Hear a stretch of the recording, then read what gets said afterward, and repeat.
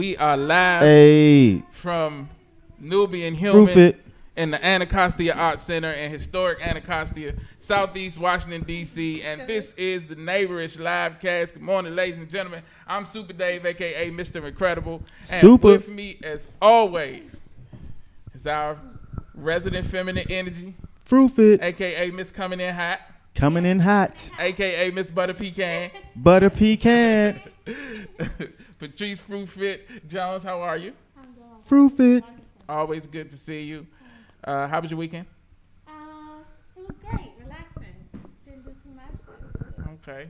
Okay, good. And holding it down at the end of the table, right beside her, is the one and only DC's native son, the SC3 representing JaySun. Hey. How's it going, sir? Going well, Dave. Did you have a good weekend? I did, man. Had a real good weekend. Thank you. That's good. What'd you do? Specifics. Get into specifics. I want to know specifically what you... No, I'm just messing with you. Well, you know, we did the Cedar United. You know, we did the playback theater with the seniors. Oh, that's dope. That's so it was dope. real John good. Johnson? Yeah, John Johnson, Tamika Love Jones. Like, nice. Yeah, doing what they do, helping the community out. It was real good, man. Had a good time. That's nice, man. Yeah. I really appreciate what you do with that, and what all of y'all do with that. You know, helping the community, helping folks that basically need that help, need that structure, need that male influence in their life. So shout out to y'all and everything that y'all doing, man. 100%. Thanks, Dave. And yeah. So we have a great show for you guys today because our guest today, the young lady seated directly to my right, is pretty awesome, and I'm going to tell you why. You got notes, Dave? Yeah. Oh, here go the notes. Here we go. She was a published author when she was just 9 years old. Since then, she has been the driving force behind multiple businesses and brands, and all before the age of 18.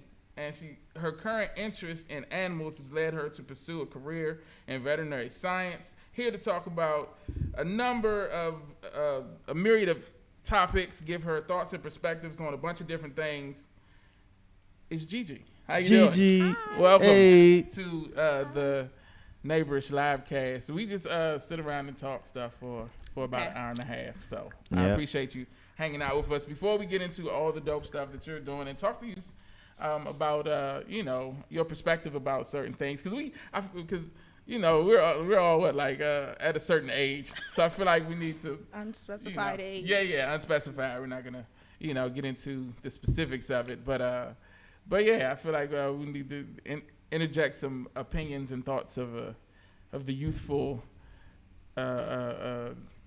generation.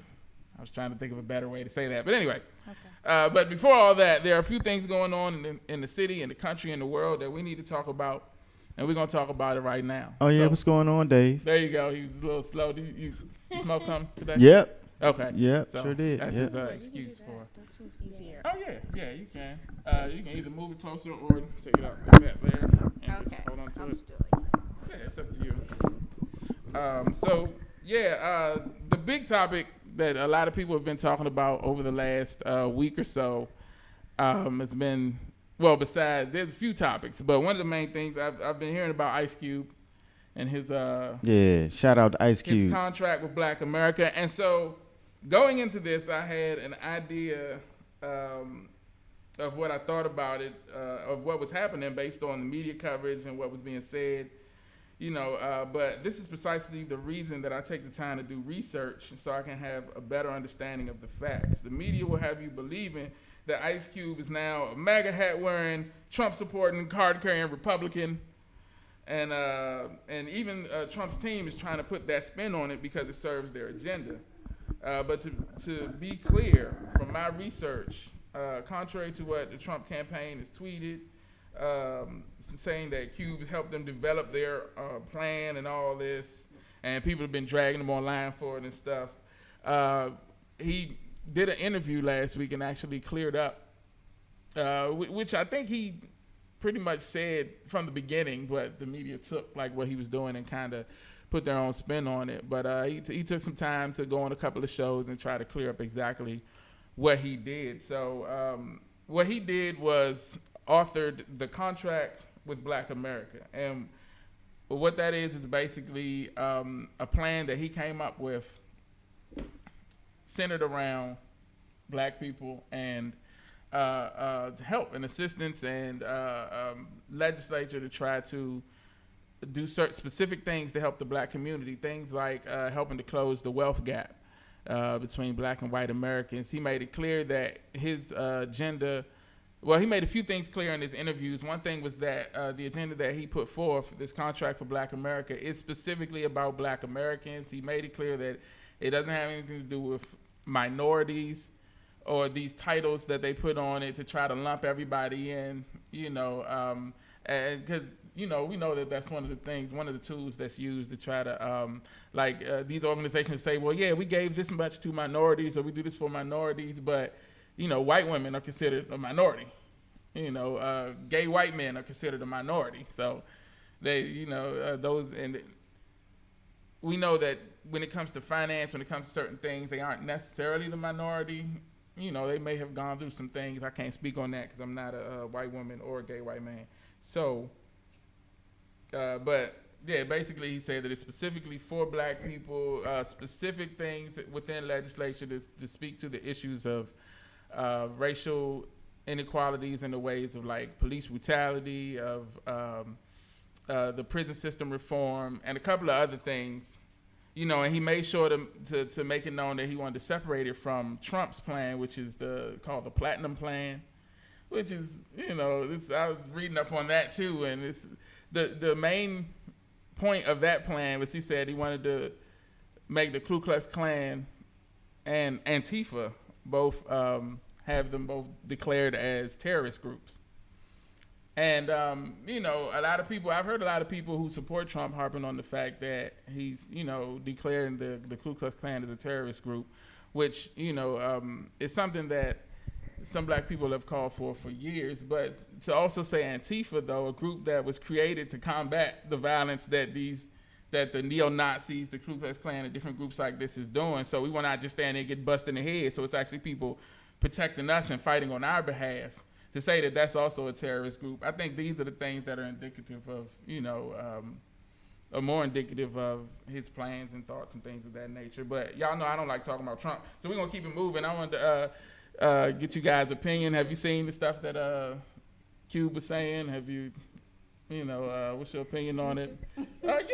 Yeah, you can feel free to speak on it. As a matter of fact, we'll start with you. I was just wondering if it was me too. I haven't seen any of that stuff though. Okay. So Okay. I was just wondering. Yeah, no problem. You can feel free to answer any of the questions or talk about any of the topics if you have a thought or opinion, unless it's something that we don't agree with, because then we get to beat you up. But Okay. No, I'm just playing. But Jay, you wanna? I read Q's plan months ago. It's Okay. interesting that people are just talking about it now because he's been pushing it for a while. But principally speaking, I mean, I'm not really about putting forth no agenda for the state to read and to decide whether they're gonna give. yeah, you know what I'm saying. But even when I don't want that to come across as like, because I support Cube. I think Cube been going hard for black people for a long time. Yeah. And so I'm not one of those people who hating on Cube. I'm just not an advocate for, and I reinforce this mindset from reading Asada Shakur. Basically saying it's like you'll never win the hearts of these evil demons. Right. Like in trying to propose them, what you need and to meet your demands and to have a heart and to, stop oppressing and murdering us, like please, or So I'm not in the ideology of presenting anything to the state. So I'm not in agreement with Cube. But I support Cube because I think, he's making an effort. Whereas all these people talking about him ain't really doing shit, really, And, people have met, because, I think King met with Lyndon Johnson. And, you meet with the enemy a lot because, the conditions of our people are so dire. Right.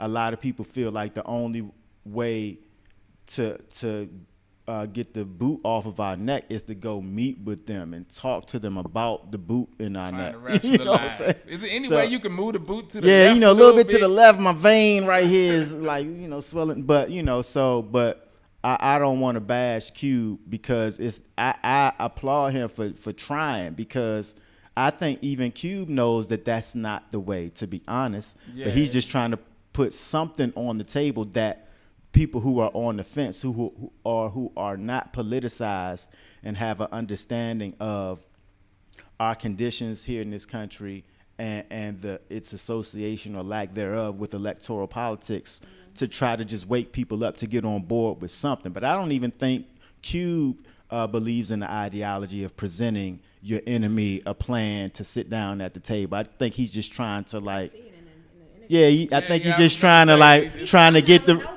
you know what I'm saying. But he's trying to get the people who don't know, and basically the sheep, to kind of pick a side to defend themselves, because as opposed to just allowing the state to dictate every aspect of human activity in your life, he's presented well, for y'all people who only rely on the government and voting and that type of ideology, I have something for you. But I think in Cube's heart, that shit don't mean nothing to Cube, for real. That's just for a demographic of people that could help if they were to become conscious or aware of some things. I don't know. I feel like he's like he said, he's trying to see, he don't, because one of the guys' show he was on, I saw it last night. I'm not sure exactly when the show aired, but he was asking him, well, do you really think that the Trump administration is going to,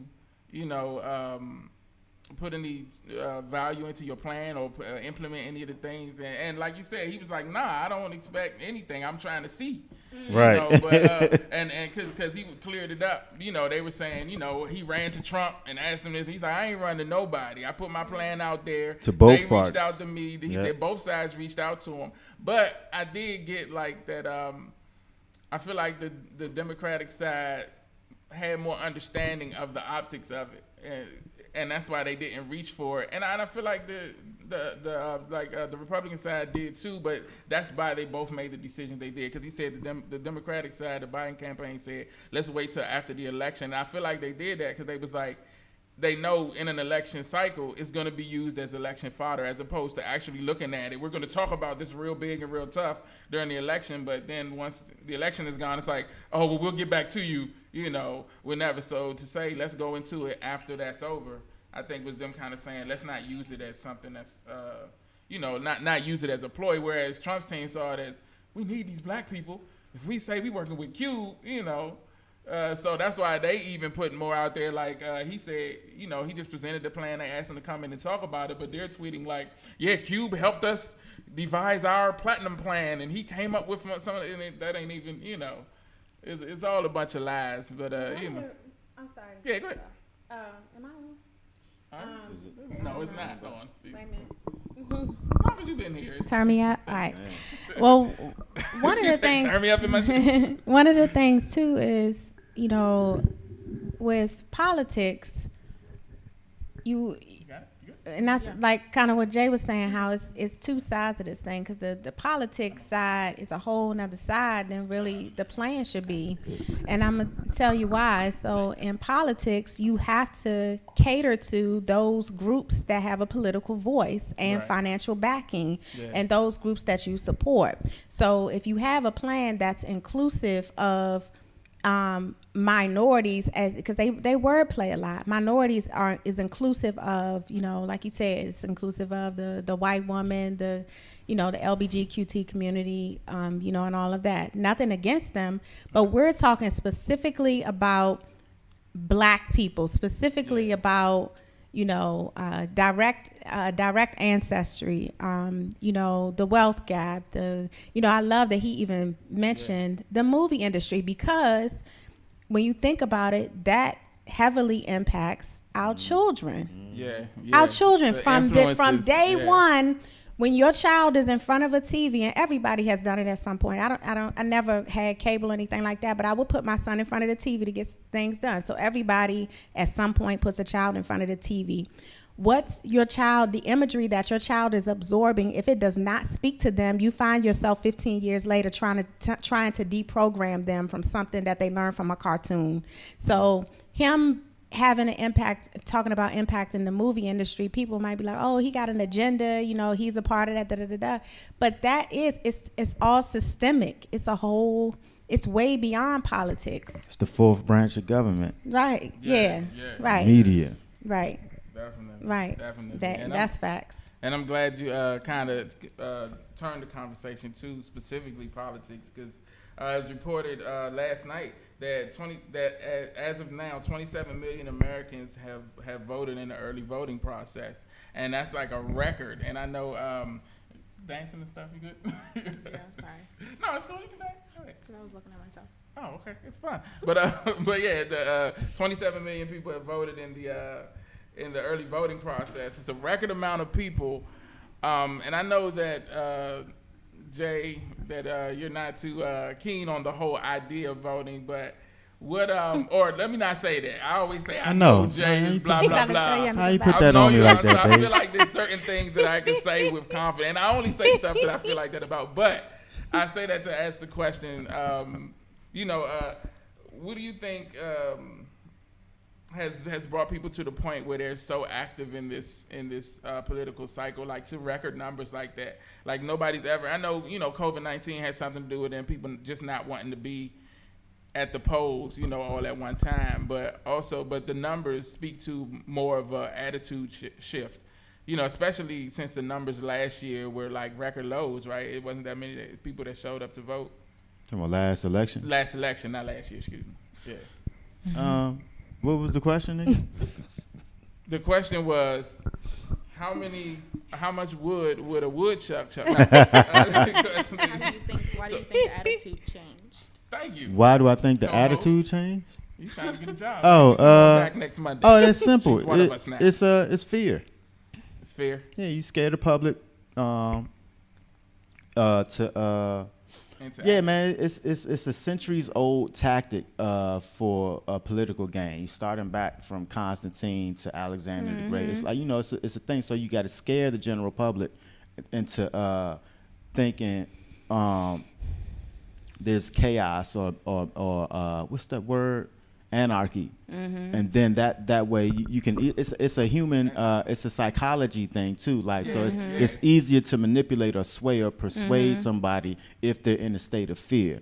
So you create all of these things of fear for 4 years, 3 years. Then in the fourth year, you present candidates to a people to provide a change in for that fear. Yeah. So it's real simple, and everybody that's listening to this knows 100% that that's what's happening. Right. But still right. But it's like no one can do anything about being the sheep. It's like I don't know what to do though. Like, but everybody know. Like as soon as people heard it, they was like, everybody's like, "Yep, he's right." But then like, let's go vote though, so we can, So it's like, I'm just tired of you motherfuckers, man. The last election cycle, like and people getting mad at each other about. I know it's like, man, you didn't go out and vote, and that's why Trump. It's like, and hold on, Dave, like real quick. So I attempted to go to Howard for grad school to get my master's in political science. HU. All right, but I left. He said it, I left sooner than you did. Okay. Because it's like there was like a period where we went over like the specifics of the electoral college, right? And I always heard it in my life, in high school and even in college. But when I would, attempt to go to grad school to study political science myself to kind of get into politics, I was like, oh, this is 100% facts bullshit. Yeah. Like that the vote doesn't because I studied it in depth, not the little high school courses. I was like, all right, let me see how this shit really works, like by each state and how it happens, and I'm like, oh, it's a facade. It's so to you know what I'm saying? But people are so emotional, like you gotta vote, but it's like and it's like if you've studied it and come to an understanding of what exactly is happening, during that process, I respect you, your position and your choice and all of that. But I would dare to say that 75% of people have not studied it in depth. You know what I'm saying? Like, and They then don't have a concise yeah, so understanding. it's just like that's really just emotion and like the feeling of being in America and being tortured and Inclusive. oppressed. And that's part It's of like that, we gotta vote. Like, all right, that- man. That's part of what they push, you know, like you said, in those 3 years in between. Mm-hmm. Push that, and, you know, make you attach emotion to it. Because, like, Yeah. I think, Fruitfit, the last time you were here, we were talking about, you know, the police killings and things like that, and how the emotion attached to it is the draw. It's what keeps people, you know. You said they have Right. to talk about it to keep the emotion attached to it. Right. And so Yeah. that's what they do in those 3 years, just to hide the fact. Like I was saying it, you know, all around the last election. Like, you know, y'all, you know, when you voted, they called it the popular vote. Right. What's her name? Hillary Clinton. Hillary won. That. She won the popular that. vote. And That's there's the been vote that they several say elections your when the vote counts. popular vote was won. Yeah, And then the Our electoral vote college counts. be like, that's fuck that fine. shit. Still wanted to rewind. Good try, America. We but- know what the popular says. So it's like a Right. census, so they'll Right, know there's that such they'll thing. get a heartbeat of the country Right. of what they want. But then they be like, fuck that, we're gonna do this stuff. Yeah, there should be no such thing as a popular. Like that whole system is The bonkers. popular vote. And I'm not saying people shouldn't vote. The views and the ideas expressed on this show are not those of. But no, we No, don't believe it. no one said don't vote. I gotta, and this is, you know, I always go left. So I'm gonna go Really? left. You think you go left? I go left a little bit. Okay. Already be left. Come on, with I it. know we be left as a mug already. So if you really think about it, and you gotta really tap into a different part to think about this, the emotional attachment that is, there's an emotional attachment in voting, politics, and religion, and all of them are connected to government. All of them. Yeah, All of them. yeah. Right? And that's fact. That's not an opinion. That's not what do you call it? What do people call truth that they want to falsify? I don't know. It don't matter. We with you. The word I don't know the word. propaganda. There That's you not go. propaganda. Wow. I You was ain't about come to say with the that, same but I just thing, didn't. right? I was finna. I knew what the fuck had you no meant. idea what you were talking about. I feel like that's not the definition. for it, but That's go not ahead. propaganda. There's an emotional attachment, and whenever you have that, that's just like what you were just talking about, the fear, like the quarantine coming into the election. Like it's all, a lot of things are fear based, and there's an emotional connection. It all goes into the systemic issues and problems and concerns that we have in this country, and a lot of people try to make them separate. They're not. They are all inclusive of each other. That's true. Like, and if we look at it like that, then, you know, I'm not gonna say too much about voting because So who you voting for, Dave? Me, I'm voting for. I thought you was about to ask me. I was like, oh God. Why are people so scared about that? For What? I gotta start training next month. What that mean? What am I? You know, what's Who you that? voting for, Dave? No, now we gotta ask Patrice. Who you voting? Oh, No, okay. you are not. I have customers who have political associations. Oh, that's what and when you said I have to all start training. that. I was like, you training one of the I- candidates? What are you? No, unless I I'm know. gonna bring my Sound like cup some up here, slave y'all shit. gonna I make can't say donations. what I really feel. Are you calling me a What? slave? Slave? You gotta stop. I thought it was just Slave Dave. See, he tried- Now you got a partner, Dave. No, I do I not. know you said I'm not a work. slave. I can't say something because of what people might think no, of me. because look. I know. I understand. I'm right. sorry. Do you? You No, gonna build a whatever. shack in your backyard for me? Nah, I'm not. You out here on your own. Oh. See what I'm saying? See, that's how they do. How old are you? I'll build a shack for you. 17. That's how people do build a shack. sometimes. They'll tell you, "Oh, girl, why you ain't do this?" But are you gonna take care? Oh no, okay. See what he just did. I told you no. So I'm not going to take I it. know you I didn't did. lead you astray. Like, yeah, go ahead. I got you. No, I'm being honest. Like, No. yeah, nigga. Okay. The moral of the story is have your own back. Yep. Have a plan. Yep. And be mindful of your thoughts and what you say out your mouth. Exactly. So, it was some other stuff I wanted to talk about. I did want to ask this question. I saw this post earlier in the week, last week. I don't know if you guys saw it, about the guy who took the girl on the vacation.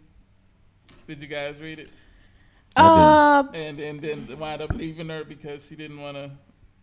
Oh, for real? Oh yeah, Yeah, I think I did hear about yeah. that. Oh, that's like the Future joint. He was like, I'm good, love. I didn't Is see this, that. is this stuff on Facebook? Is that what Yes, you're it's saying? on the Book of Faces. Because both of these things I haven't heard about them. 'Cause I haven't heard about it either, social Gigi. media. Don't feel bad. And that's good because social Okay. media I haven't is the heard about devil. it Stay either. away from it. It's definitely. I am on social media. What's the but, second thing you didn't hear of? The Ice Cube thing. Oh, I for real? didn't You ain't hear heard about about that you? either. Okay. No. Yeah. I'm See, surprised you haven't heard about that. Algorithms. It's just I probably would have ran across it like today or something. What social media platform are you on? Instagram, Twitter. That's it. I'm not on Facebook, but You be tweeting? What you be tweeting about? it's just. I mean, I feel like people my age. It's kind of like just like how you're feeling about something, but you never really know what people are talking about. So it's just kind of like you're tweeting about something that people don't really, unless you have the context, it doesn't really make sense. So That's a very short answer to that question. Wow. So but that's a great segue into one of the questions that I wanted to ask you specifically. We talked about a few things that that are going on, in the world, and I just wanted to first of all, do you worry about the world that your generation will inherit from the people who have it now? Like with all the stuff going on, all the stuff that you see, is there like a air of nervousness, or is it like it's gonna be cool, don't worry about it, or do you even think about that? I think about it. It's definitely nervousness because the most nervousness I feel, I think, is like about like global warming and stuff like that. I have nervousness about that a lot because I don't know how that would like work if the world was just to like, I don't know. And then there's so many fires that are happening too, so it feels like it's starting to get really, really close to home. That stuff that's like inescapable, that's happening because of the stuff that we're doing in the environment and stuff like that. I feel like I'm gonna be alive for that, so that's kind of scary. But I don't know. Yeah, that's an interesting perspective, though. I'm going to be alive for that because it's like a lot of people that's doing a lot of stuff. By the time it comes back to us, they're going to be dead. They don't care. Maybe, well, I don't know. Like, Maybe I'll for the be kids alive. to handle. Yeah. They'll be all right. No, but you probably, more than likely. Maybe, yeah. Or like maybe my like little sister or something like that. Yeah, So yeah, that so- stuff is, that's the thing that comes to my head when you talk about like nervousness of the future and stuff. That's what I think about. So, yeah, I'm just going to mention a few things and see if you have a perspective on it. If you don't, it's fine. But I just want to see, kind of gauge the Take this out again. musings of a 17-year-old young lady. So, we talked about, like, the pandemic, COVID-19. Like, Thank you. how do you feel about that? Like, what kind of effect has it had on your day-to-day life? And do you feel that same nervousness when it comes to the pandemic? I would say the biggest effect that it's had is that the online school thing that happened for the rest of my 11th grade year, that was a huge deal because that basically was my transition into being homeschooled again for 12th grade year. Okay. So once that happened, I was kind of like, I think I want to just be homeschooled. I'm trying to think how I can say this because I have very like passionate opinions on like everything that's been happening and everything. Okay. I would say I feel like I've been seeing a lot of like very contradictory statements and stuff like that being put out based on like what we're supposed to do, quote unquote, and like what you're not supposed to do, where you're supposed to go, who you're supposed to be around, and like it's really contradictory, so it's hard for me to find validity in it, essentially. So I'm kind of like, I don't have a fearful standpoint about it. I'm not like, oh, I think I'm gonna, I don't know. I don't really talk about it that much on like social media or anything because I know that I have a viewpoint on it that's super different than what most people have on it. So I don't like to argue about things with people because I know that it's such an opinion that so many people have that it just is like people are really, really passionate about it. So I'm not interested in like trying to argue people down or anything. Trying to change, that's a a smart approach to take to it. I always say, and I forgot who told me this, but it made a lot of sense. I'll never argue with anyone if I don't respect their opinion. You know what I'm saying? Like, even if I don't agree with their opinion, if I don't respect it, like, if you're talking nonsense, there's no need for me to try to, talk you out of your nonsense, because most people are, very tightly held to their nonsensical views. And I mean, that's a matter of opinion too, whether it's nonsense, but if you wind up arguing, a lot longer than you need to, getting a lot more, I have a question over here. Regina Pixley says, how do you feel about in-person school learning right now? As in, like, do I feel like it should be happening, or I don't know. Wow. But she asked it, so. Yeah, I guess how you would feel if school was to go back into session and we would go back to in-school learning versus virtual learning. Well, I'm actually homeschooled 12th grade year, right. So like I wouldn't be transitioning back into that. Like I've picked my classes. Oh, you're not virtual learning. You're you're homeschooled. Yeah. Okay. That gets confused now that like virtual learning. Yeah, I know, right? But if I was, because I was thinking that I might have went back for 12th grade year. I think the school that I was going to, I think they said that they're going to go back like a month from now or something like that. I think they're doing that in DC too. But I would be so upset. I would be so upset because I just really never liked school, and You were already homeschooled, right? Yeah, I was homeschooled from what years? From 2nd grade to 8th grade. So awesome. I was already super used to that, and I feel like that has like affected my critical thinking skills and stuff like that a lot. So I feel like the reason I don't really like school that much is because I don't understand the people there that much. So I really don't enjoy myself there at all. So I would be very upset if I had to go back right now. So that kind of leads into another question that I wanted to ask you. You have been, homeschooled and unschooled in that environment, and you've also been in the public school environment for a certain amount of time. So you have the unique perspective of seeing both sides of it. So do you think either is better? Well, I guess you kind of answered that already, but do you think either is better? Yeah, I definitely think homeschooling was better for me. Yeah. And I just feel like it gives you so many opportunities to like think for yourself and like learn how to form your own opinions before you have a whole bunch of outside influence on your opinions and like the agenda of how you should think about a whole bunch of things kind of forced onto you and stuff like that. I got to be outside of that. So then when I went back into it, or when I went into it, it was a different sort of like thing, 'cause I could be outside of it and like look at everything from the outside and be like, oh, do I agree with this? Do I not?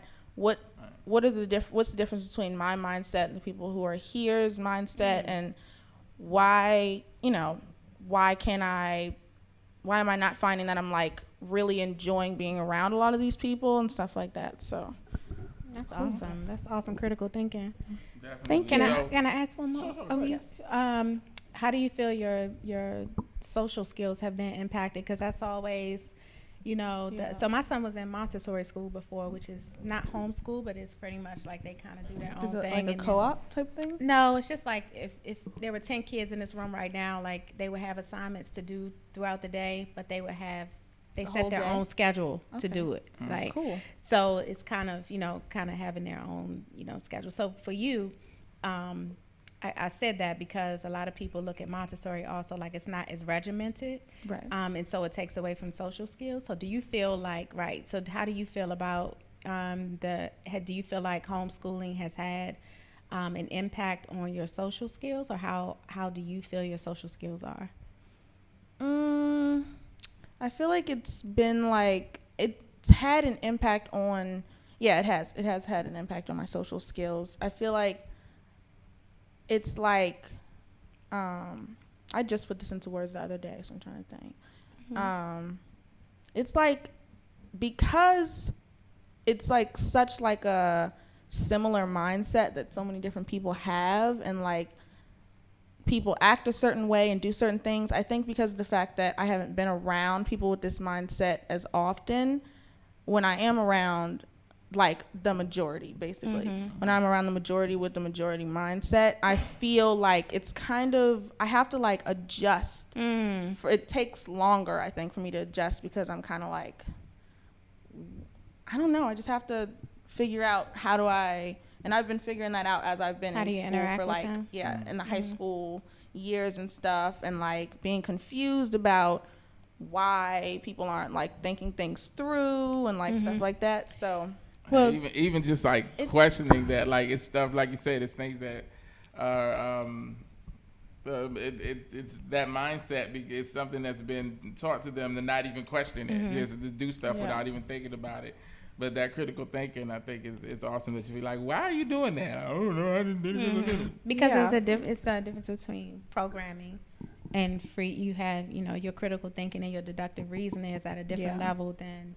So you probably find yourself trying to shift to be able to understand even the simplest things from people who are not homeschooled. Well, yeah, just like adjust, basically. Adjust and figure out how do you comfortably move with certain people and like stuff like that. Because so I found like social awkwardness and stuff like that a lot. I don't know. And I've also found that there's just some groups of people that I just don't want to be around, and that's fine too. But my friend group has gotten smaller because when I first went back to school in 8th grade, I was much more like, oh, I want to be friends with everybody, whatever, and like people. That was cool. Well, I was doing like co-op things. That's why I asked if that was a co-op, because it was like I was around people, and I was around people my age and stuff like that. They were homeschooled too, and we would go to a certain place and have all of our classes in that place. But that was only sometimes. That would be like once a week or something like that. But so I was around people, but just not all the time, not people who had been in the school system. So it was, So if there was anything, were there any pros to like that experience, to having that, to being in the public school system and kind of seeing that? Were there anything like good things that you took away from that? Pros. Well, the reason I went in the first place was so that I could like make sure that I was well adjusted for college and stuff, because I knew that was going to be like a school thing but bigger, basically. So I guess I got prepared for college more because it's like the same type of, it's like a higher level of the classes that they're teaching you in high school. So it's more like constructed and stuff like that. So I guess that would be my only, that would be it. Yeah. Right. And just noticing like some of the differences, like Patrice is saying, and your cognitive skills and things like that. This is like, the reason I decided to do it was because, I wanted to, and not like my parents told me to do this because it would help me, but that's just dope. I thought that was cool. But I've always felt like, and I wanted to ask you about this. I've always felt like that there was a disconnect between like the older generation and the younger generation. Like, it's not as connected as I guess it's been in the past, where younger people would get a lot from the older generation, would take heed to what they say more, would learn from their mistakes, learn from their teachings, things of that nature. When I was younger, I came up in like the Baptist church, and so we would do these things called lock-ins. Okay. Where we would be in, just stay the night in the church and just basically be there and hang out and stuff. And they would have these like little rooms we could go in, and people would, the deacons and stuff would lecture us about life and try to talk to us about some of the things we were going to go through and all this. And that was when I kind of gained that perspective, and then seeing it like as a teenager, and then coming back, in my 20s and seeing it from the other side and seeing the same thing, which is that none of these kids want to hear what these people are saying, and it's because of that disconnect. And it's good stuff, but it's not. I think, in my opinion, there was the disconnect was in the way the information was being presented, because it's kind of like, I'm here and I know it and you need to know it, so blah blah blah, as opposed to even trying to make it engaging or interesting or, trying to engage, trying to have a conversation, a dialogue back and forth. It was more being told. Like, do you find that there's a disconnect between like the older generation or, yeah. Trying to think of like specifically. Can you be more specific? Sorry. Like, in other words, what's the question again, Dave? Yeah. Oh, I thought you was about to help me. Nah, cause y'all be thinking I'm crazy when I be like, yo, you said a lot of shit. What's the question you want me to answer, nigga? Damn.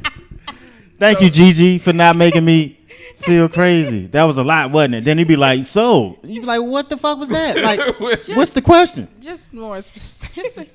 All right. See, that's a nicer way of saying it. You all the way up under the bus down the right? street. Yeah. Cause y'all be looking at me like I'm strange. Cause when I be like, what's the question again, Dave? You be like, well, I'm like, yo, nigga, you just said 7 paragraphs. I know I talk a What's lot. the question in the paragraph, nigga? So anyway, beyond all the craziness, but yeah. So I was saying, do you feel like there's a disconnect between like the older generation and the younger generation in terms of the guidance, like things that, because I don't know. Well, I'm sure that. See what's happening, Gigi? You said what? He's still going. What's the question, nigga? I want to know now. I'm trying to explain it. Somebody said yes. What's the question?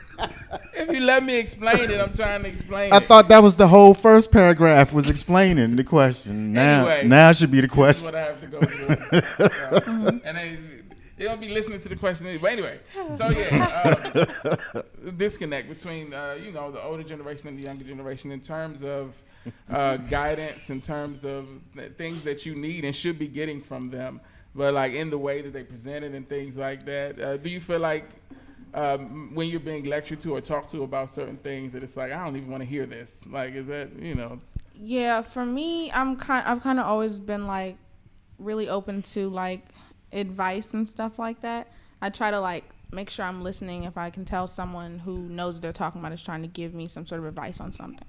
But I know a lot of people my age don't do that because it's like, yeah, like you said, the way it's presented, it's kind of like a lecturing type thing. Like, I know better than you and stuff like that. And then you already know that there's going to be a consequence if you're not doing these things that they want you to do. So it's like, I might listen to you. I don't know. But I also feel like a lot of times I feel like I just want to do something for myself and see what it's like, what happens, whatever. And I know I'm going to be okay. So it's like a take it or leave it type of thing sometimes, especially if I've noticed a lot of people my age, if it's not like their parent or something, if you're trying to give advice to them, it's very much like, you don't get to tell me what to do, because we're so used to like people trying to tell us what to do. So it's less of like, if a friend is telling you, oh, you probably shouldn't or whatever, it's advice. But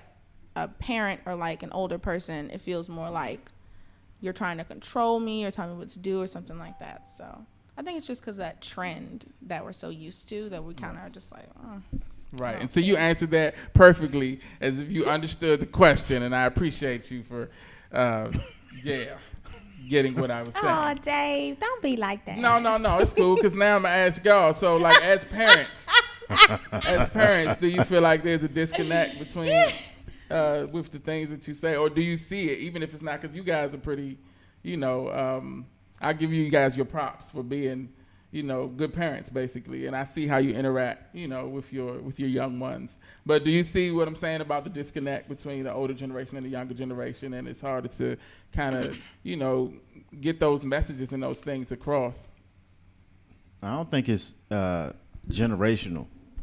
I think it's systemic. Just the way information is being, first hidden, but how indoctrination happens in the educational system in this country, I think is problematic. So I don't necessarily think it's a generational thing, because I found that when I work with youth, it's just the way you present things. It's like, because it's like we all kind of going through the same shit. Like, cause my theory is that, like, if we alive right now, you could be 99 and somebody else could be 17. Like, we the same generation because we got access to the same information. We experiencing the planet and its existence at the same exact time. Like, even though you're a different age, you know what I'm saying? There's some 8-year-olds that are enlightened beyond, measure. And then there's some people that have been on the planet for 70 years, but they dumb as shit. You know what I'm saying? So it don't really matter like how old you are. It's like, because information can be shared and exchanged at any point as long as we exist at the same time. So to your point, I don't think it's generational, Dave. I think it's just the way this systematic indoctrination machine happens through the education system in this country. You get a lot of misinformation. You get a lot of false narratives that instill certain, characteristics in human beings that allow them to be manipulated in a way that can be governed by, a controller or something like that. So I don't really attribute it to generation. Right. So to spin off of that, and it's a direct spin off. I knew she was about to jump in with something. It's the same thing. Because she was ad-libbing your verse. verse. I forget what you call it. It's not the lines. What is it? Bars? You got bars? The bars. Okay. I got bars.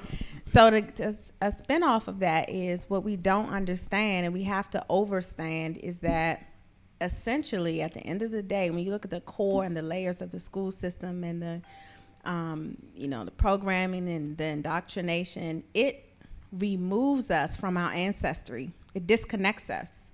So, and I bring up ancestry because if you look at the lineage in your family, it really disconnects us from the truth and the facts that we should be seeking from our grandmothers, our great-grandmothers, our parents.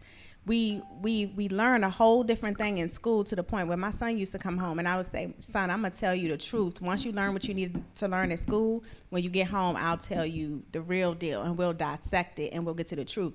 A lot of parents aren't in the household. They're working or the grandparents are taking care of the children or what have you. And the children aren't getting they aren't connected to when I say present, so you can be present in somebody's life and not be connected.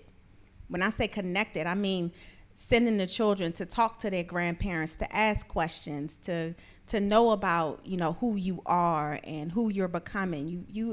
You have to have those conversations. And when you don't have those conversations, therein lies the beginning of the disconnect. So we're looking at things, worldly things like, oh, the parents might not understand, we have to deal with these new issues. No, when you are raised right and you have a connection to your lineage and you're having those conversations and from the deepest of your core who you are, that worldly stuff, it doesn't matter as much. At the end of the day, that's what's at the core, and we're losing that because of the indoctrination. Like they don't know who they are. They don't know who to talk to find out about who they are. Everybody think they got to go online. You don't. You got to start talking to your family members, talking to your grandmothers, talking to your great grandparents, who did what. Finding out about all of that, and then I think, there is a disconnect, but it's not a disconnect in what we are thinking. Like the old people don't know the young people. It's the disconnect of self, which trickles into every other aspect of life. Hey, Gigi. Mm-hmm. So you said you was homeschooled from 2nd to 8th grade, right? Yes. So when you got to 9th grade, was you like, what the fuck? That's the question. Oh. That's kind of like what she said though, right? But I'm in what way though? And I just say that. The reason they don't be listening. Based off of what Patrice was saying. So I'm assuming you got a lot of information about like yourself and your history and who you are from home. And so it's like when you got into a building that was essentially designed to kind of like, force information on you. Like when I say, was you like, what the fuck? Like as far as like, was you like, yo, all this what they telling me is some bullshit, and you could acknowledge that, or was it like, oh, they're offering something that I didn't know before, and it's helpful to me? Some of the stuff was like, oh, okay, this is stuff that I hadn't learned about before. You don't have to use the same words that he used. That's fine. Go ahead. some of the stuff was like, this isn't what I learned about before. But a lot of the stuff I was just like, I would come home and just be like, they're lying again. Like, they're not talking about. But I was expecting that, so it wasn't right. That's kind of my like you were kind of prepared. Yeah. Like, all right, I'm about to go into the school, and they're going to do this, and they're going to not, say this. And, yeah. Okay. They're not focused on trying to present me in a positive way. So I wasn't. Luckily, that wasn't affecting me because I already knew. Okay, this isn't all accurate, and some of the stuff I was like, oh, okay, I didn't know like the history behind this or whatever, or the history behind it. But I mean, it's like supposedly like American history and stuff like that. So it's kind of like some of the stuff when it comes to like white people and stuff white people did, unless they're talking about, oh, this white person made this thing, I've always kind of been like, did they? They didn't make nothing. Nope. Were they the first ones to do it though? Nope. Did you I'm sorry, did you find yourself trying to convince isn't the right word, but having conversations with your peers about, no, guys, this isn't really it. This is what really happened, because you had that 2nd through 8th grade homeschooling foundation, or did you just not bother? Like, you let them? No, I wasn't. I think I was more likely to do it when I first went, but I started to get more just like, I don't really.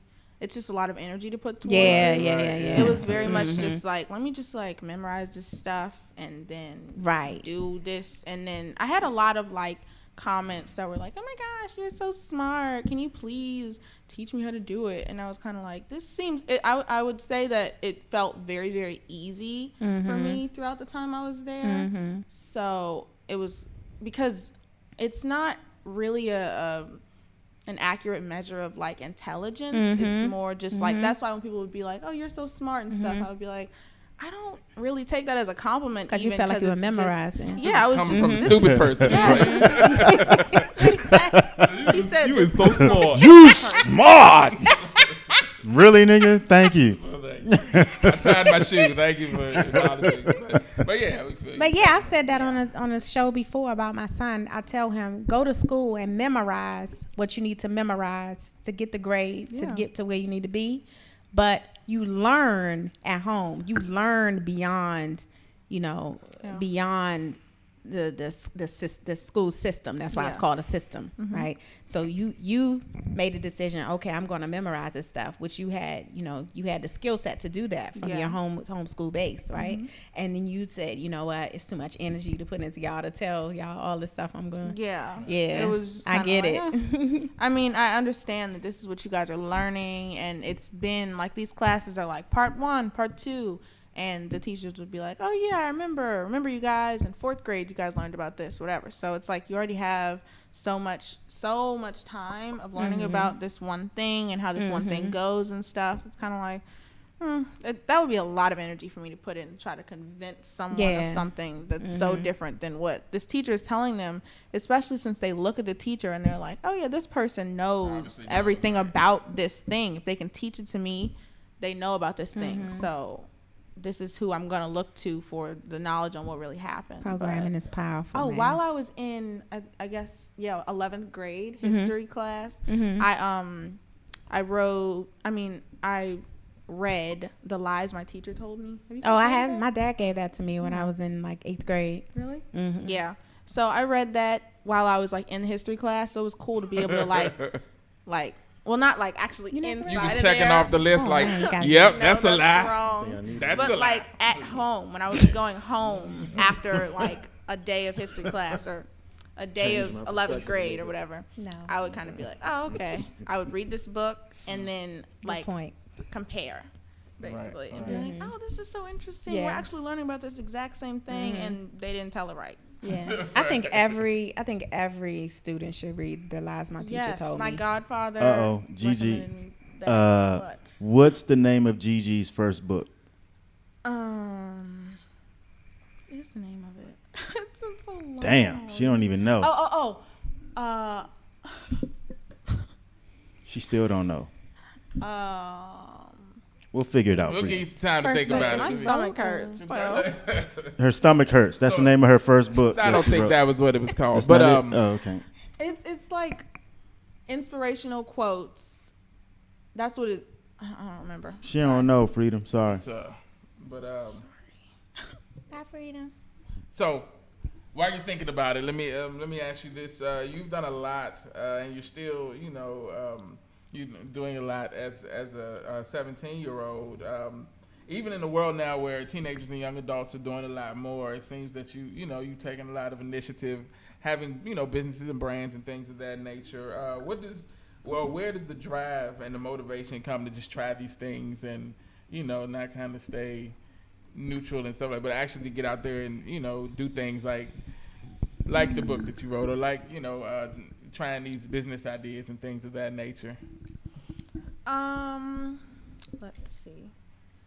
Well, the book, I feel like the motivation for that was like I was just having, because it's a book full of inspirational quotes. Mm-hmm. So it was just, I guess, having all of these like inspirational quotes that I had gotten for the little bit of time I had been like alive. That was like the motivation, basically. I was like, I want to like put these into something. And I think also my mom was like, you should like put these together and like so people can have them and stuff like that. So yeah. And then the other business endeavors that I've started or anything like that, that's kind of just been like I feel like it's an investment. So that's been like the motivation, basically, is like, I want to invest into something. If you get money, I feel like you should be trying to find a way to make it into more money. So that's kind of what I've been. And then for businesses, I've tried to think if an idea has come to me of like something I feel like needs to be done or something like that. Since I want to go into animals, I've been looking like. But so where did that come from? Your affinity for animals? I don't know. I wish I could say it was like I went to the zoo one time. I almost fell in, and then you seem like a veterinarian though. You just have that aura about you, like so great. Just want to help puppies and birds and turtles. Yeah. Innately we have such a connection to animals. Like, you mean like humans in general? Jive, like, yeah. She talking about black people. I don't know if everybody's animal. At first, I thought you said you, and then I was like, how would you know I said that? we. And then you said we, and I was like, okay, so she's talking about humans. Yeah. I wasn't there yet, but that's I'm okay. here now. It's okay. You here. Go ahead. Okay, that makes sense. Okay, but so it's nothing specific that it came from. It just. No, I wish I could say it was, but no, it's literally just like, as long as I can remember, like it's that type of thing, where like people around me can remember me always just being like, oh yeah, I'm just gonna be a veterinarian.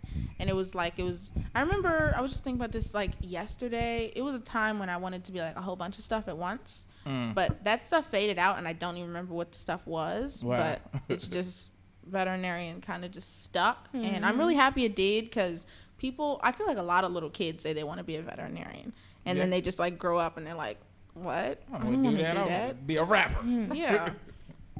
So, what's the salary range for a veterinarian? I don't remember. Oh, okay. I feel as high as the pet insurance is, it should be pretty high, because pet insurance. Well, you would think that, high. but then like one of my counselors in my school, this is another reason I did not want to go there anymore. She was like, I don't know, maybe look into something else, because they don't really pay that much. I was like, I know school counselors getting a bad rap on Neighborish Live Cast. You're not the first person who said a counselor told them not to follow their dreams. Like what? All right, look here, high school counselors. Y'all need to do a better job. Apparently, this show is exposing y'all. Right, we saying the truth.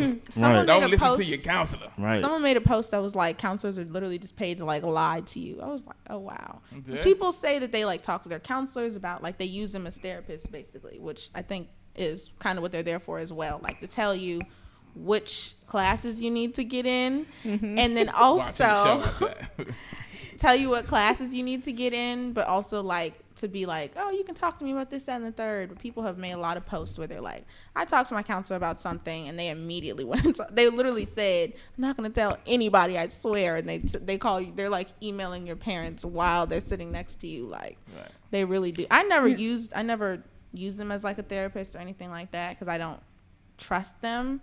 Right. But I was when I would come for like, what different classes do I need to be in and stuff, I heard from a lot of people, they were always like, my counselor told me I was gonna only need this class and I'm about to graduate tomorrow and I need like 5 more classes. Like, they're not on it. I'm sorry. Just not. Like Jay said, you're getting exposed. Counselors, get it together. Well, I mean, you know, go ahead, Fruit You Fit. sure? Okay. Mm-hmm. I was getting ready to say, and the other thing too, and this goes back to the disconnect you mentioned, Dave. Thank you. Is I've heard, not saying it exists, but leading into that fact, I've heard, you know, some of my son's friends say when they go to talk to someone, a counselor, whether it be a counselor or another adult, that the adult or the counselor starts to talk then about themselves and their experiences. Yeah. And that is where you begin to lose a child, because that is not, it's like you having an issue or me having an issue and going to talk to Jay, and then Jay started telling me about his issue or he did something similar, and no, this is all you got to do. And then I don't get a chance to be open and pour out my emotions or my thoughts or my ideas. And you guys essentially, you want to and you need to be heard and understood. And so when you go to your counselor or another adult, you want to feel that. Like you need that. Mm-hmm. That's exactly what I was talking about with the disconnect. Oh. Anyway, but good job, Dave. He brought it full circle. Hey, but talking to the school counselor is like talking to the priest in prison. You know, I mean, it's basically the same thing. It's the same system. It's the same operators. Wow. It's the same. So it's like, it's essentially the same. It's like, yeah, it's good to get shit off your chest, but that nigga don't care about you. Right. So he's like, all right, it's 4 o'clock, nigga. Right? You're right. It's like, oh yeah, all your hopes, dreams, and blood, sweat, and tears. Like, I got a peace, nigga. Good luck. But I do want to talk to you a little more about the veterinarian thing, because I believe in researching you, I found that you had the opportunity to shadow some veterinarians and kind of really get a sense of what it would be like, and that's still like, that didn't change your perspective of it at all? No. You still loved it? Well, yeah, I still love it. It's shown me that I was just talking to my mom about this yesterday. I think the biggest thing that I've noticed is that, like, you think when you're going into it that it's like, oh my gosh, like all animals love me and stuff, but then you come across animals that are like aggressive for different reasons and stuff, and you're just like, oh, okay, you want to bite me. So it feels like when I first was dealing with that, it felt like, because I was in my 11th grade year, I would get on a bus every day and go to another school for a veterinary science class where we would get to groom people's animals once a week. Nice. So that was a really good experience too, because we got to deal with a lot of like aggressive animals aggressive dogs or cats who didn't want to be there and they've had bad experiences. So we would have to like put a muzzle on them or like learn what type of restraint to use and stuff. But it felt like betrayal at first. I was like, I love you guys so much and you're trying to bite me. Right. But I kind of started to realize, okay, do I really want to take care of them, or am I trying to get like a humanly type of like best friend type of thing? And that's not realistic, I've learned. So it's kind of like either I'm trying to take care of them or I'm here for myself, basically. So I've gotten over the whole betrayal thing. But it was definitely, that was the biggest thing at first. I was like, wow. I can see how getting past that is a huge part. Like, when I worked at Safeway, I liked it too. Like, they would always say the holidays is when you find out if you really want to work here. When, you know, everything's going, you know, it's hundreds of people in the store at one time. The line's all the way back to the wall. Everything's going crazy. So when it's not not that there was really any glamour in it, but when it's not the chill kind of work, but when it's actually work, when you see that. So getting to shadow someone and you, like you said, see those, and it's not all cute puppies and kittens. Some of them are looking at you like Cujo, like they want to bite your face off and stuff. And so getting to see that and still having the drive for it speaks to, I think, your, you know, passion. Yeah, exactly being something that you want to do. And then the introspective thought, you know, about the reasoning behind, you know, why you wanted to do it and stuff is so dope. So that's really cool. Thanks. I don't know, Dave. I think it's some glory in working at Safeway. Is it? My man used to work there.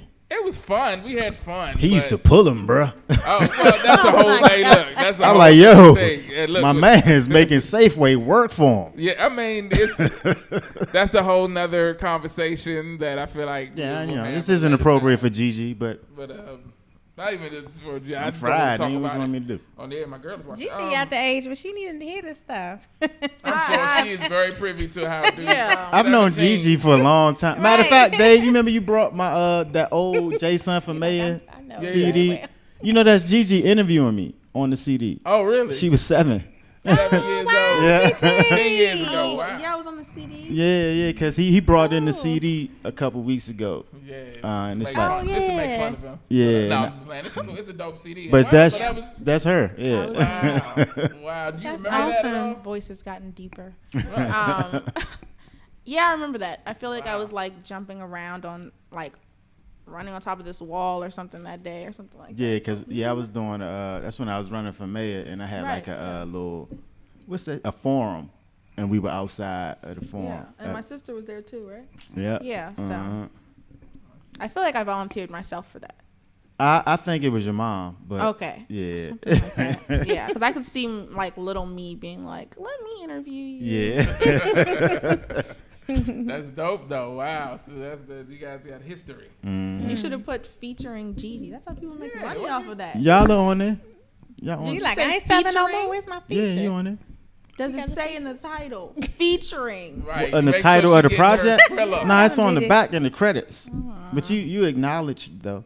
Should have had a little sticker in the corner. It should be at least 10%. I'm feeling a Damn. little bit like 10% of Now's $40. the time. I Here we got go. you. I got you. That shit's coming to you right now. That's how much he made off it, because that project historically went double wood. Was it wood? I don't even think it was with plastic. Probably. I double think plastic. Wood's Double giving it too much. what does that mean? It's a joke, because people try to go double platinum, but he went double wood. But actually, that project did real well. That kind of solidified me in the music scene in DC for a while. Thank you. So that I was mean, I try my hardest. Exactly.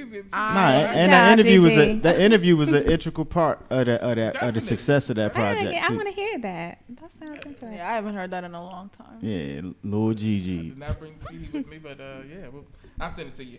Okay. So let's talk a little bit about college. You're getting ready to make that step to Yes. go. So you already talked a little bit about going to public school to kind of get the kind of feel for it and everything. Is there any part of that process of transitioning into being a college student that you're excited about? Is there anything that you're worried about or a little nervous about? Like, how you feeling the whole process right now? I would say I'm excited about the whole thing. College is so like glamorized in this country and stuff, so it's so much just like, okay, you're in 9th grade, like now we have to start treating you like how the college people are gonna treat you. Like, people who are in college are like, they were not preparing you guys for real. Exactly. Like, it's not at all. Exactly. It's not. Or, well, I see a lot of people that are like, oh, I'm broke here, and that's scary to me. That's very much like, what do you mean? How do you just like have no money? I don't know, but hey, when you get to college, you'll see. Yeah, but it's not the end of the world. And unless you go to a PWI and you see how they live in college, you know what I'm saying? It's PWI. A predominantly white institution. There you go. Because I went to school. My first school out of college was an HBCU, so I got to see like. Of course, like we didn't, it was the traditional, oh man, I'm broke, you trying to get food. But then we saw like how the white kids was living. It was a completely different experience. So it's not just like, oh, college means you gonna be broke. That's not the case for everybody. That's the case for some. okay. Yeah, but I was one of them. But Okay. yeah, but you don't have to be. Yeah. You could go into that joint how you see fits. Yeah. Yeah. Yeah. So you said the money aspect of it kind of. Yeah, just like how people are always like, I'm always broke and stuff like that. I pay attention to that, and I'm like, oh my gosh. But I know you don't have to be. Right. No, it's real though. It's real. Like that shit hurts. Yeah. People will be like, oh, I'm just trying to get someone to drive me to use my $1 to get something from Taco Bell or something. I'm like, I want a vehicle a lot of those there. nights. Like, Yeah. I don't know. But then a lot of places don't even let you have a vehicle for the freshman not year. the ninth grade. Why would you want somebody to... Freshman year. How would you want us to struggle like that? No, you can't have a car. Yeah, just walk around. Yeah. I want everybody to have calluses on their feet and stuff. That's not nice. No. But yeah, so I know that you were looking at a couple of different schools. Have you made any decisions in that? No, Okay. I haven't made any decisions yet. Because I was just realizing I applied early, like earlier than people usually apply. And I got my acceptances earlier than people usually get them. So now I'm kind of just waiting because they were giving acceptances and like inviting people to apply early. But they're not going to give us like our FAFSA whole financial aid folder thing until like March. So I'm just waiting right now. I can't make my decision until I know what's being offered, basically. So I'm kind of waiting. Yeah, that's also sound decision making, is see what they're going to offer before you you know, because some people be like, well, regardless, I'm gonna go here because this is where I always thought that you know, even if they don't none of them are my like dream schools. So it's like yeah, cool. So did you have like dream schools over your, if you don't mind me asking? I really wanted to go to FAMU, but it was like I was applying to like a whole bunch of HBCUs. It was 5, I think, 5 HBCUs, and I pretty much liked all of them. But before I was applying, I was like looking at my email one day because I was really, really stressed out about applications. Like, it has been the most stressful thing ever, and I had barely started yet. Like, I was just like writing essays and stuff like that. But it was so stressful and so complicated, and like the ACT and SATs kept getting pushed back and pushed back and pushed back, and so it was just a lot going on. So I was like, I looked at my email and I was like, you know what? I noticed a lot of schools keep emailing me saying, please come to our school. We'll give you a 2-week admission decision, and you don't have to write an essay, and you don't have to take the ACT or give us those scores, and you'll automatically be considered for scholarships and stuff like that. I was like, let me actually look at these people really quick because this seems way less stressful for me. So I looked at all the colleges that had emailed me, and I put them in like a spreadsheet type of thing, and then I like decided what were the things that were most important to me that the schools were offering and stuff like that. And then I made the decision of 3 schools, and I applied to them, and I got into all of them. Dope. Awesome. Yeah. Congratulations. Thank you. Nice. So that was how it worked. It was like I transitioned, and I was like, I'm going to look at these colleges that want me to come. Right. Because that's just going to be easier for me, and it's more likely that I'll actually go. Because when I was thinking about the like HBCUs and all those colleges and stuff, I was like, I don't even know if I'm going to end up like getting through this application process or like making the deadlines and stuff. So I was like, maybe I'll take a gap year. Like, I didn't want to do that. So that's how I switched over to the other schools that were emailing me. Okay. Yeah. And that's like a sound process. Like, in talking to you, like I am getting like the impression of that's like the word that comes to mind is very grounded. You seem very, very grounded, and you have like a understanding that's I don't know. Would you say it's common to people of your generation? Yeah. No. I wouldn't say it's common, no. Yeah, I didn't want to say it, but yeah, I don't think it's, you know, I think that you, so what do you attribute that to? Like, what do you think it comes from? Like, your level of just sensibility and things of that nature? Well, I don't know. Like, give me an example of what you mean about, like so having the wherewithal to take that process and put it into, usable context, like saying I made a spreadsheet and listed them all and went through them and made these decisions. Like, these are skills that people like my age still don't have. They be calling around friends, what should I do? Should I do this? As opposed to like, critical thinking, like putting it down and really thinking about who's the best, what's the best decision for me, even trying to make it as, looking for something to make it not, to reduce the stress as opposed to just dealing with it. These are skills that a lot of people, in your generation, I don't think, they aren't as developed. And so I think in you, just in this conversation, I'm getting that they are more developed. So does that come from like your mom, or where does that come from? I think I don't know. Oh, so when I went back to school, actually, that's when I started writing things down in my notes. And so when I say spreadsheet, I mean like my notes, which you can do this thing where you like do columns and then like stuff like that. So it's kind of like that, but I made it seem more like sophisticated. But I started using my notes really when I went back to school. So I can say that that was kind of, because the stress level of like the homework and stuff, I was trying to figure out how to do it.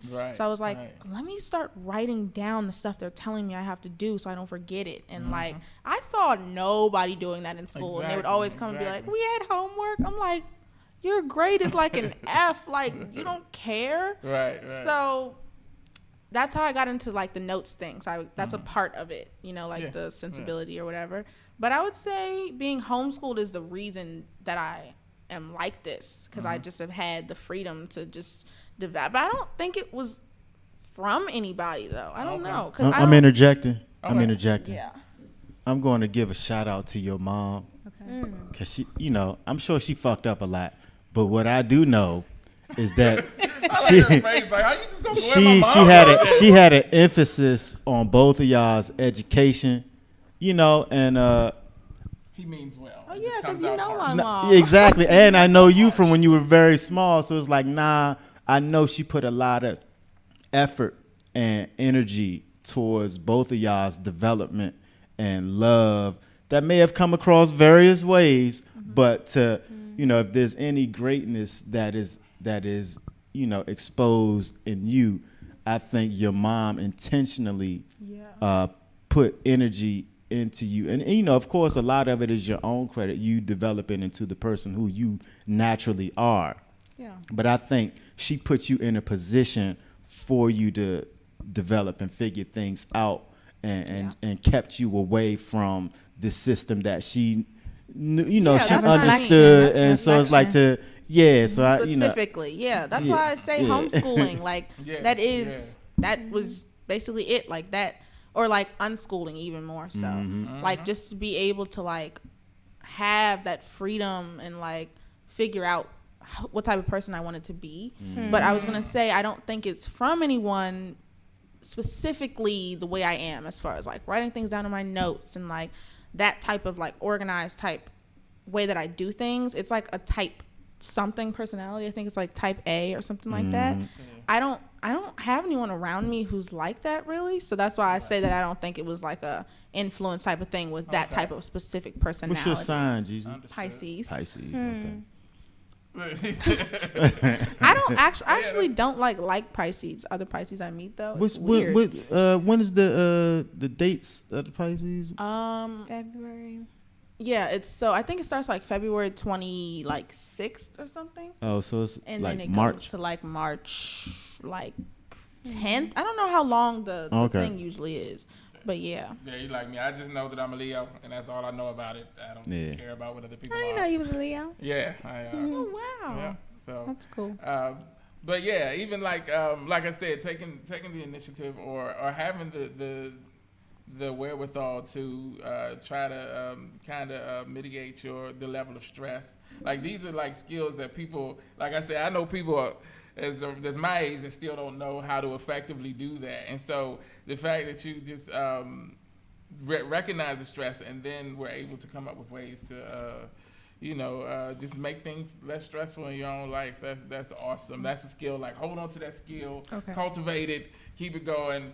I'm trying to think of what I would have, when I was 17, what I would like to hear from people as opposed to, like you said, the things that people were just talking at you. But I can't think of anything right now. You guys got anything? I don't even know what you're talking about, Dave. Advice that you would want your 17-year-old self to know. That's not what he asked. That's not what he asked. That is what he asked. So when you were 17, there were things that you wish people had said to you, like now knowing what you know and all of that. You know, like the question that I asked at the end, like. Oh, yeah. So, was there anything? Well, it's close to the end. Okay. But yeah. Oh, that's a question to me, Dave? So let me rephrase it because you were. What's the question, Dave? Yeah, let me say it again. So Gigi knows what the question was. But anyway. What's the question, Gigi? Advice that you would have wanted to get when you were 17. Exactly. Advice that I would wanted to get. Or both of them, right? Yeah, both of them. Jay goes first. He's the I don't know. He's the go first. I know you don't know. Yeah. Don't do that. See, turn on everybody. It's not just no. But go ahead.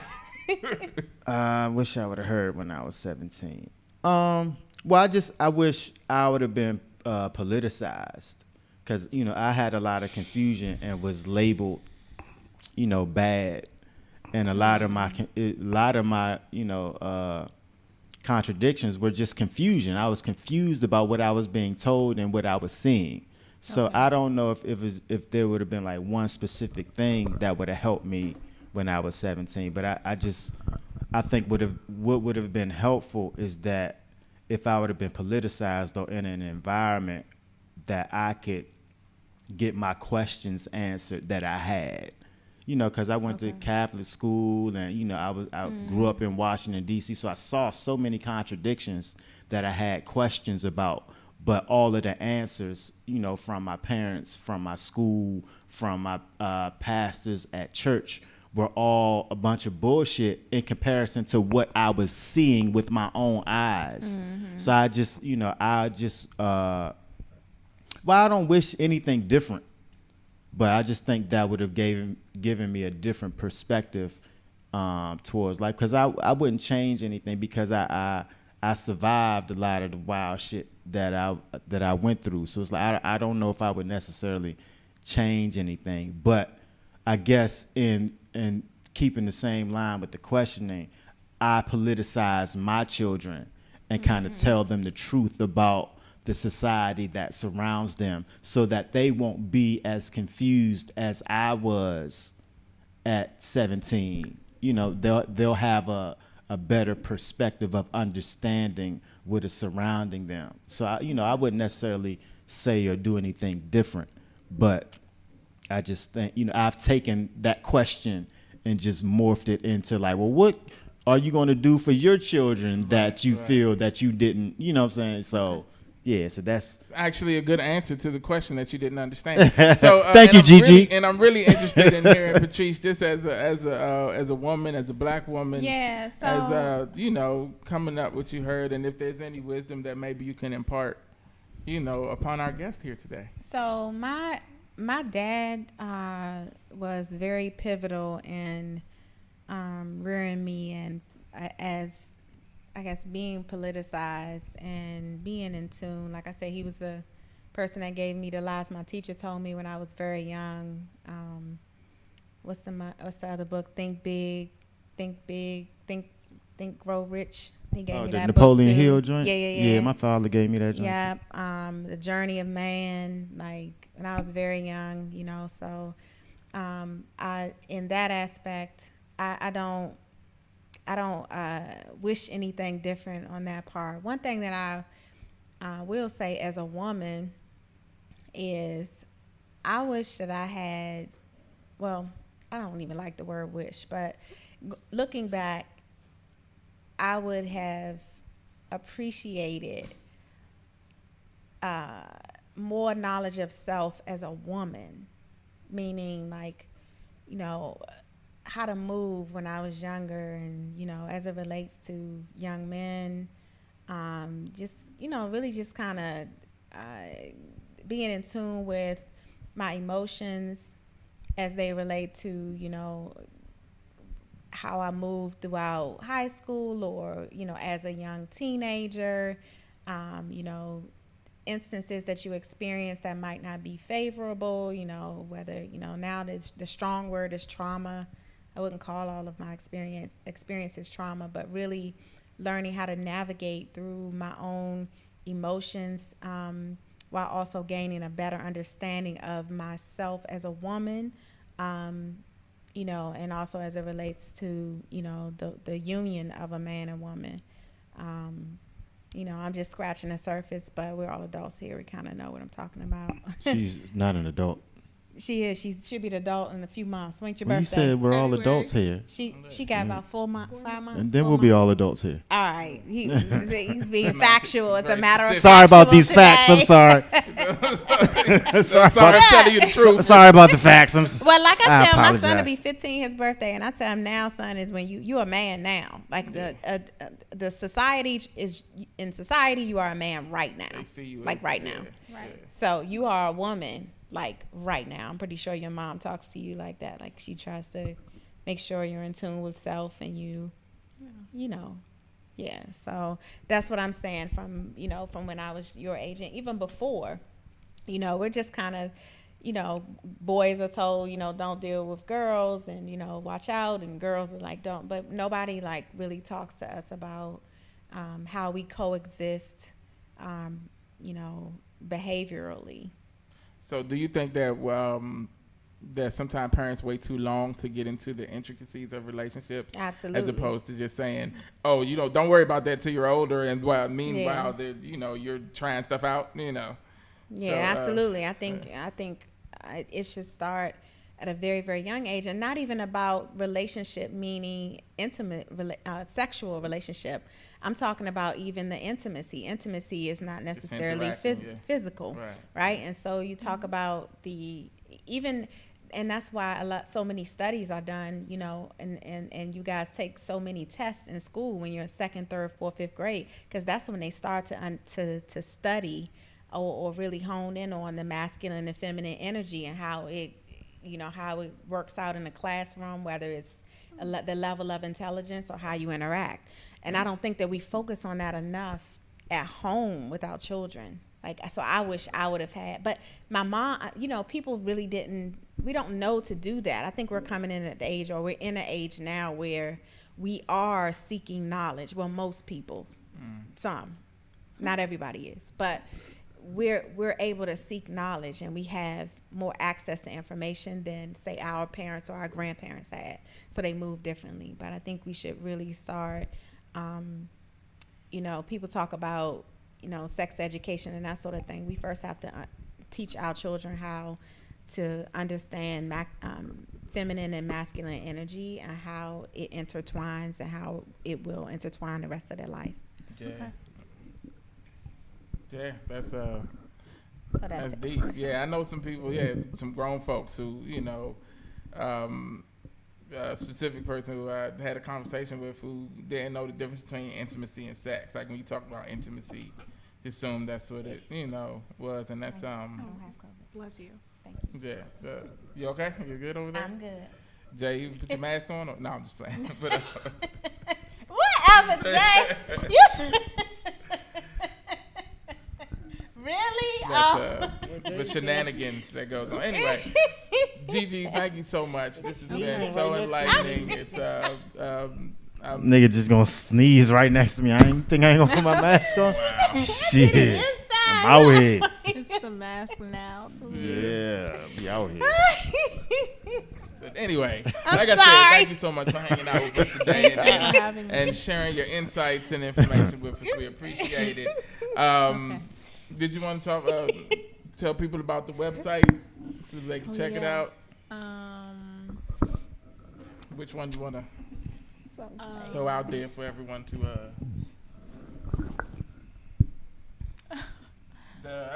The abundance is my birthright. Is that Yeah.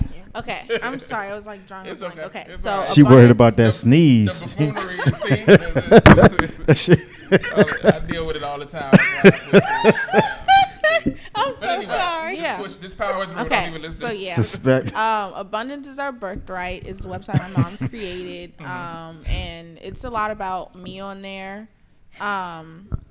It's a lot about me on there, and then the different websites that I've made and my mom has made and my sister has made and stuff like that. They're all connected on there. Okay. And then also she has a African Black business directory, I think she calls it, where she puts together like a whole bunch of different businesses and different like categories of like different stuff, like people who like sell shea butter or sell classes on how to do something and stuff like that. So that's what she like. Basically, she put together Abundance is Our Birthright as like a place where all the stuff comes together. So yeah. Nice. Yep. Yeah, cool. And that's Abundance is Our Birthright, and right is spelled R-I-T-E. Yeah. And that's .com, right? Yes. Yeah. I think so. But if that doesn't work, Try the other ones. But I'm pretty sure it's abundance is our birthright. .com. Yeah, I think that's right. Yeah, it's pretty. I think dope, that's what we usually do. Yeah. It's a very dope website. You guys check it out. Like she said, it's basically a hub for all of the cool that's stuff that she does, all the cool stuff that her mom and her sister does, and so yeah, check it out. If I come out with any other businesses, then I might then she would put it on there. So that's the best way to figure out what's going on with us and stuff like that. Dope. Do you plan on coming out with anything? Do you have anything in the works? I don't know. I mean, it would be right now. It would be more of like a reselling sort of thing. That's I was kind of already looking into that, like selling kits of things. I'm not gonna go too much into it. Yeah. Don't let people stay at it. Yeah, but it would be more like a reselling thing right now, like stuff I'm into, and I feel like people my age like cosmetic and stuff like that. Cool. So yeah. Cool. So, but then also you never know. I might make something that has to do with animals too. So that'll be dope. That'll be dope. Look, man, good luck in everything that you're doing and that you're going to do. Just in having a conversation with you, I feel like I've met you before, but even still, just in having this conversation with you, I get the impression that you're going to do well. Thank you. In life, like you have a dope personality and a dope mom that like Jay said, has put a lot into helping you progress to the point where where you are, and you built like an amazing arsenal of tools to survive in this world. Like I get that from talking to you too. So keep it going. Don't lose that drive. That's your superpower. Okay. Stay on it, and thank you guys so much for checking out another episode of the Neighborish Live Cast. On behalf of myself, Fruitfit. I'm sorry, I'm trying to talk to them. No, it's cool. What you gonna say, Jay? I just said Fruitfit. Yeah, he was just doing the ad lib. I'm doing my ad libs. He mad because I sneeze inside. Anyway, but on behalf of those people and the awesome DG, thank you guys for checking us out. We'll be back next week with more conversation, more fun, and more information. You guys have a great week, and check us out next week. Yeah, peace. Bye, y'all.